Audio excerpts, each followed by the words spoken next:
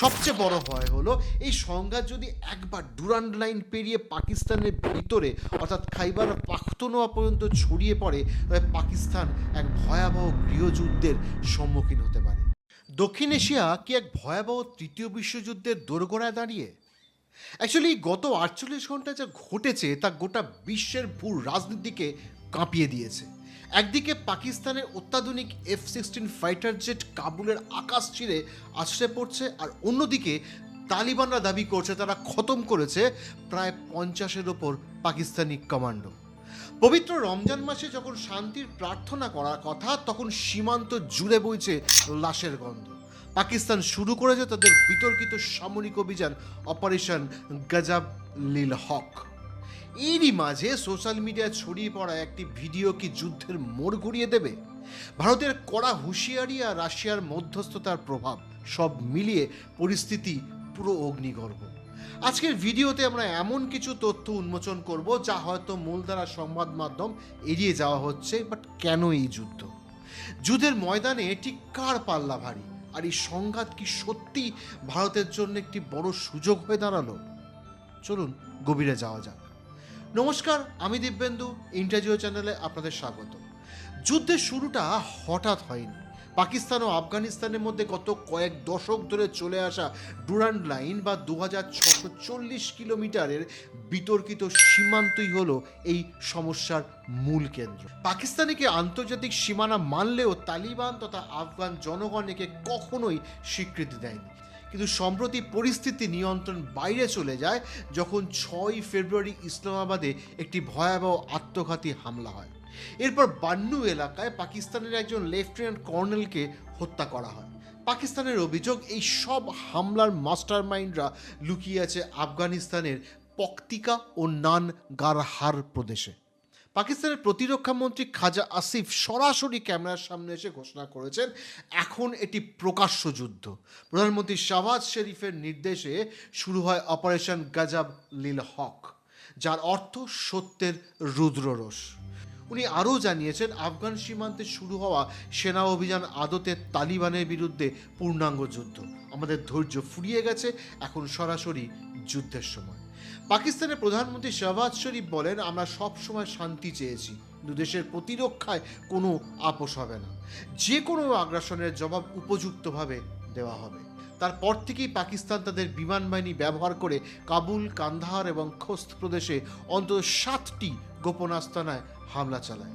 কিন্তু ট্র্যাজেডি হলো এই হামলায় সাধারণত মাদ্রাসা ও শরণার্থী শিবিরেও বোমা আশ্রয় পড়ার অভিযোগ উঠেছে। কাবুলের ডাস্ট ই বার্চি এলাকার দৃশ্য ছিল শিউরে ওঠার মতো। সেখানকার এক বাসিন্দা বিবিসিকে জানান, শুরুতে তারা ভেবেছিলেন তীব্র ভূমিকম্প হয়েছে, কারণ কয়েকদিন আগেই আফগানিস্তানে কম্পন অনুভূত হয়েছিল। কিন্তু তারপরেই আকাশ চিরে আছড়ে পড়ে মিসাইল। পাকিস্তান দাবি করছে তাদের এই হামলায় 133 জন তালিবান যোদ্ধা নিহত হয়েছে। তালিবান প্রশাসনের তথ্য অনুযায়ী নিহতদের মধ্যে বেশিরভাগই নারী ও শিশু। নানগারহারের একটি শরণার্থী শিবিরে পাকিস্তানের রকেট হামলায় অন্তত 9 জন গুরুতর আহত হয়েছে। তারপরই চলে এলো তালিবানদের পাল্টা আঘাত। তালিবানদের আমরা চিনি মূলত গেরিলা যুদ্ধের রাজা হিসেবে। বিমান বাহিনী না থাকলেও তারা স্থলপথে যে তাণ্ডব শুরু করেছে তা পাকিস্তান কল্পনাও করতে পারেনি। তালিবান দাবি করেছে তারা সীমান্তের 19টি পাকিস্তানি চেকপোস্ট পুরোপুরি দখল করে নিয়েছে।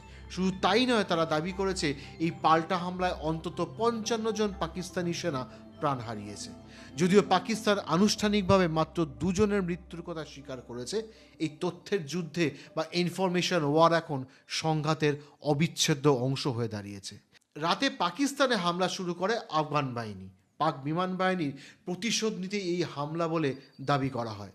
আফগানিস্তানের তালিবান সরকারের মুখপাত্র জবিউল্লাহ মুজাহিদ বলেন, আমাদের সেনারা নাইট ভিশন এবং লেজার নিয়ন্ত্রিত অস্ত্র ব্যবহার করে হামলা চালিয়েছে। এবার ওদের মানে পাকিস্তান ফৌজকে নরকে পাঠাবো। তারপরেই পাল্টা জবাব দেয় পাকিস্তান। পাকিস্তানে 55 জন সেনার মৃত্যু হয়েছে বলে দাবি করেছে আফগানিস্তানের তালিবান সরকার, যদিও এই পরিসংখ্যান মানতে রাজি নয় ইসলামাবাদ। তাদের পাল্টা দাবি 2 পাক সেনার মৃত্যু হয়েছে, উল্টো দিকে মারা গিয়েছে 36 জন আফগান সেনা। এখন প্রশ্ন ওঠে, এই যুদ্ধে কার জেতার সম্ভাবনা? আসুন আমরা একটা ঠান্ডা মাথায় সামরিক বিশ্লেষণ করি। পাকিস্তান, যাদের হাতে রয়েছে বিশ্বের অন্যতম শক্তিশালী বিমান বাহিনী F-16 এবং JF-17 থান্ডার যুদ্ধ বিমান দিয়ে তারা যে কোনো লক্ষ্যবস্তু উড়িয়ে দিতে পারে। তাদের কাছে রয়েছে আধুনিক মিসাইল ডিফেন্স সিস্টেম এবং কয়েক লক্ষ নিয়মিত সেনা। আফগানিস্তানের তালিবানদের কাছে কোনো বিমান বাহিনী নেই, কিন্তু তাদের কাছে রয়েছে এমন কিছু যা রাশিয়ার মতো পরাশক্তিকেও পরাজিত করেছিল। সেটি হলো গেরিলা ট্যাকটিক্স। তাদের হাতে এখন আমেরিকার ফেলে যাওয়া night vision goggles, laser guided sniper এবং কয়েক হাজার আত্মঘাতী যোদ্ধা। প্রথাগত সামরিক শক্তিতে বিশ্বের 14তম রাষ্ট্র হলো পাকিস্তান। অন্যদিকে 145টি রাষ্ট্রের ওই তালিকায় তালিবান শাসিত আফগানিস্তানের অবস্থান 121। কিন্তু যুদ্ধে জয় পরাজয়ের ক্ষেত্রে সামরিক সক্ষমতা এবং প্রযুক্তিগত উৎকর্ষ সবসময় নির্ণায়ক হতে পারে না। ইতিহাস বলছে ব্রিটেন, সোভিয়েত ইউনিয়ন বা আমেরিকার মতো মহাশক্তিও আফগানিস্তানে আগ্রাসন চালাতে গিয়ে বারবার নাস্তানাবুদ হয়েছে। পাক সীমান্তবর্তী অঞ্চলে ন্যাচারাল কেভ কমপ্লেক্স বা প্রাকৃতিক গুহার সারি বিমান হামলার বিরুদ্ধে কার্যত প্রাকৃতিক বাংকারের কাজ করে।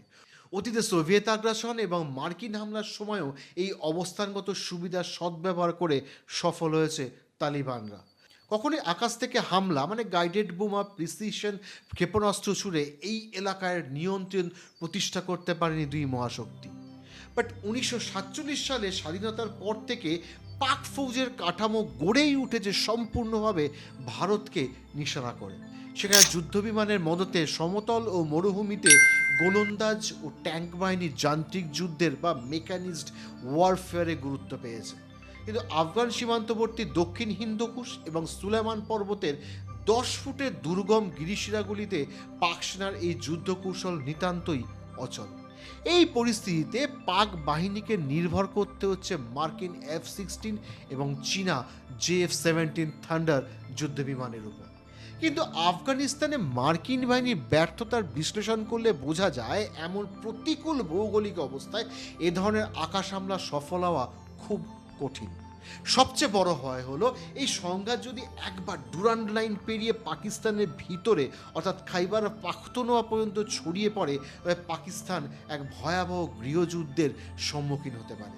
কারণ ওখানকার স্থানীয় উপজাতিরা ভীষণভাবে কাবুলের প্রতি সহানুভূতিশীল। ফলে বুঝতেই পারছেন পাকিস্তানের এই যুদ্ধ কিন্তু নিতান্তই অসম যুদ্ধ হতে যাচ্ছে। কিন্তু ডিজিটাল যুগে যুদ্ধ শুধু ময়দানে সীমাবদ্ধ থাকে না। একটি ভিডিও সারা বিশ্বে দাবানলের মতো ছড়িয়ে পড়ে। ভিডিও দেখা যায় পাকিস্তানের পতাকাধারী একটি F-16 যুদ্ধবিমান বিধ্বস্ত হয়ে জ্বলছে। তালিবান প্রোফাইলগুলো থেকে দাবি করা হয় আমরা পাকিস্তানের গর্ব ভেঙে দিয়েছি। কিন্তু আসল সত্যটা কি? এখানেই প্রবেশ ঘটে কৃত্রিম বুদ্ধিমত্তা বা AI এর।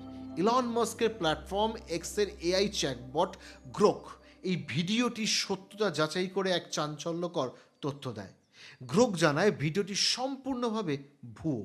এটি সম্ভবত কোনো পুরনো ভিডিও বা AI প্রযুক্তি ব্যবহার করে পরিবর্তন করা হয়েছে। এমনকি বিমানে থাকা সিরিয়াল নম্বরটিও পাকিস্তানি F-16 সাথে মিলছে না।